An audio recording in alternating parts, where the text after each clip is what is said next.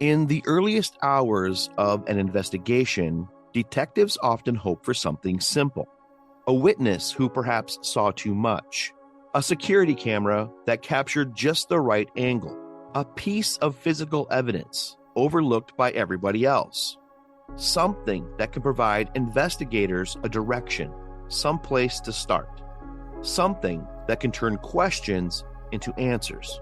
In Gina Bos's case, investigators would soon discover that nearly every path they followed ended the same way, leading to dead ends. This is Part 5, The Disappearance of Gina Bos.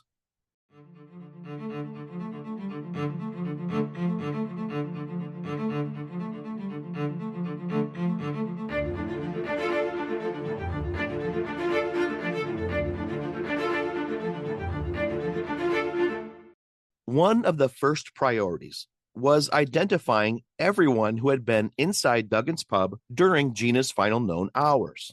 So investigators began tracking down patrons, employees, musicians, friends, anyone in or around Duggan's pub who might have seen or heard something unusual. By most accounts, there were fewer than 20 people remaining in the pub near closing time. That may sound like a large number, but in reality, it created a relatively manageable list of people to interview, and detectives hoped someone would remember something: an argument, a suspicious person, a strange interaction, something that seemed insignificant at the time, but now may carry new meaning. Instead, interview after interview produced largely the same story.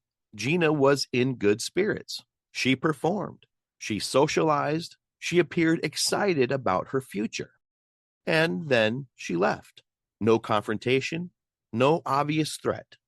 Nothing sticking out in anyone's minds. It was as if every witness had watched the same evening unfold, an evening that should have ended with Gina driving home. And yet, somehow, she didn't. As mentioned before, one of the cruelest aspects of this case is that there appears to be no obvious moment when something went wrong. Many investigations have a trigger point. For example, a fight, a phone call, a suspicious encounter, a witness who notices something out of place.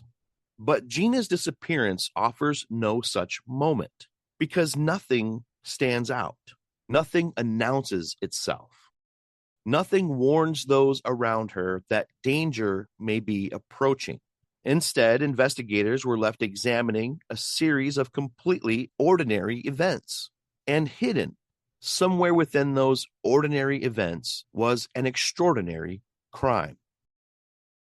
Today, it is difficult to imagine a busy area without cameras.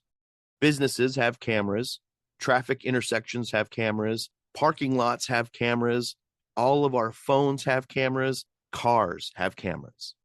But in October of 2000, things were very different. And investigators quickly learned that surveillance footage would not provide the breakthrough they desperately needed. Reports indicate that surveillance systems associated with the area either failed to capture useful footage or were unavailable. Whether due to malfunction, limitations of the technology, or some other issue remains unclear. What is clear, though, is that investigators did not have video evidence showing Gina's final movements.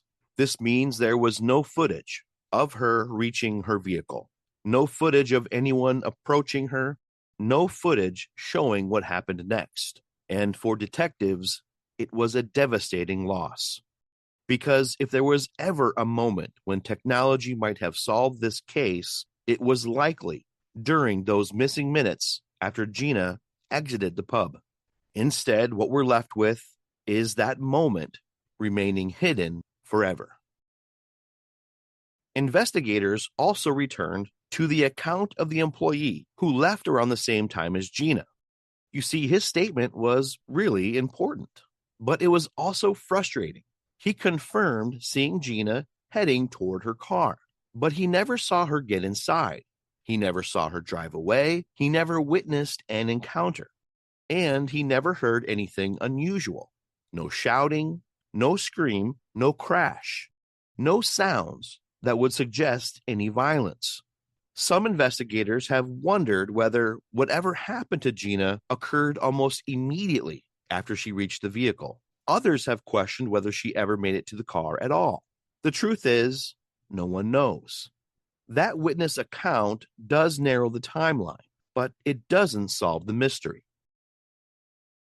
Another area of focus involved the musicians who performed that night. As closing time approached, members of the band were moving their equipment in and out of the building. That meant people were coming and going, loading vehicles, carrying speakers, packing instruments. If something unusual happened near Gina's car, surely someone might have noticed. So investigators interviewed them, asked them questions, compared timelines, and looked for inconsistencies. Yet, once again, nothing emerged, as no one reported seeing Gina in distress. No one reported witnessing an abduction, and no one recalled hearing anything suspicious. This meant another lead leading to another dead end. Meanwhile, Gina's vehicle became the most important piece of physical evidence in the case. The Saturn was thoroughly examined. Investigators searched for fingerprints, fibers, hair, blood, signs of a struggle, anything that could explain what happened. The results were disappointing. Nothing of significance was recovered. No obvious forensic evidence, no clear indication that a crime had occurred inside the vehicle, no evidence pointing towards a suspect. It was as though the car itself refused to tell its story. Investigators continued returning to one detail: the trunk, the partially opened trunk, and the guitar, Harley. Because while forensic testing may not have produced answers, common sense raised some questions. Why would Gina place her guitar inside the trunk and simply disappear? Why wasn't the trunk fully closed? Why was it left partially ajar? Was Gina interrupted? Was Gina distracted? Was she forced away before she could finish what she was doing?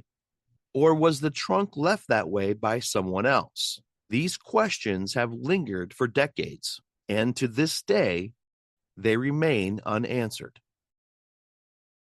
Despite the lack of evidence, detectives increasingly found themselves leaning toward one conclusion.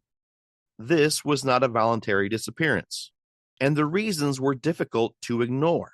Gina had 3 children she adored. She had recently begun a promising relationship. She had secured a management position, and she was on the verge of receiving a Habitat for Humanity home. Friends described her as optimistic, excited, hopeful. This was not someone preparing to vanish, nor was there evidence suggesting she had done so. No secret bank accounts, no preparations to leave town, no indication she intended to start over somewhere else. Instead, every piece of information pointed in the opposite direction. It pointed to a woman who wanted very much to stay exactly where she was. And that realization forced investigators to confront an uncomfortable possibility. Someone may have crossed paths with Regina Bos that night. Someone who knew exactly what happened after she walked out of Duggan's pub. Someone who had remained silent. Someone who years later was still carrying the answer. The question was whether investigators could ever prove it.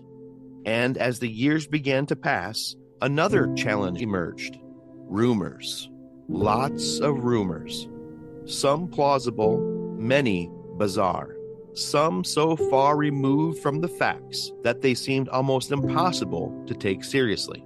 But as often happens in unsolved cases, when answers fail to arrive, speculation rushes in to fill the void.